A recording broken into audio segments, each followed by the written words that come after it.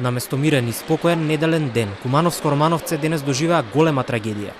3 деца на 8, 9 и 11 годишна возраст биле нагости кај своите баба и дедо, а загинаа во дневната соба каде што седеле. Не можеле да се спасат во пламенот и чадот предизвикан од експлозија на плинска боца. Надлежните направија увид, но само за да потврдат дека тоа е причина за несреќата. Соседите веднаш дошле да помогнат кога слушнале невообичаен и силен звук близу до нив. Сите сме во тага, сите сме во жалост, меѓутоа трагедија се случи. Немам коментари за ово.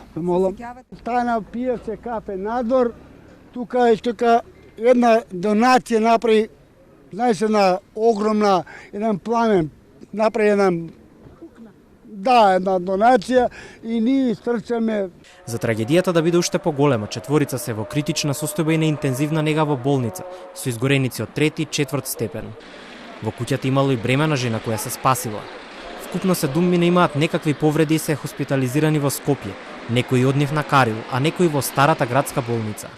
Од тројцата пациенти во старата градска болница, една жена на 40 години е во одделот за интензивна нега, интубирана на респираторна машина.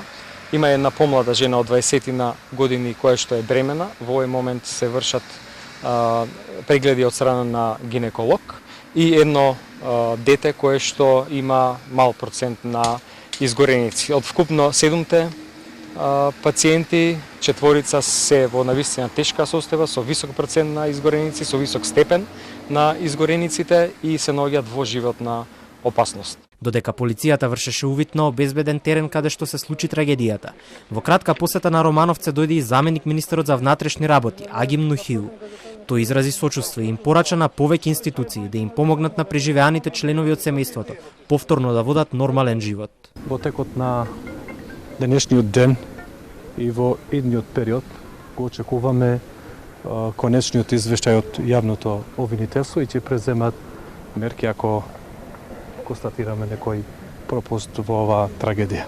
Сигурно институциите ќе дават и поддршка непосредна од сите аспекти, вклучувајќи го медицинската екипа, сигурно и другите институции од државната власт. Надлежните го завршија увидот, а локалното население остана потресено да коментира дека нивното село памети бројни пожари во минатото, но ова е прва ваква трагедија.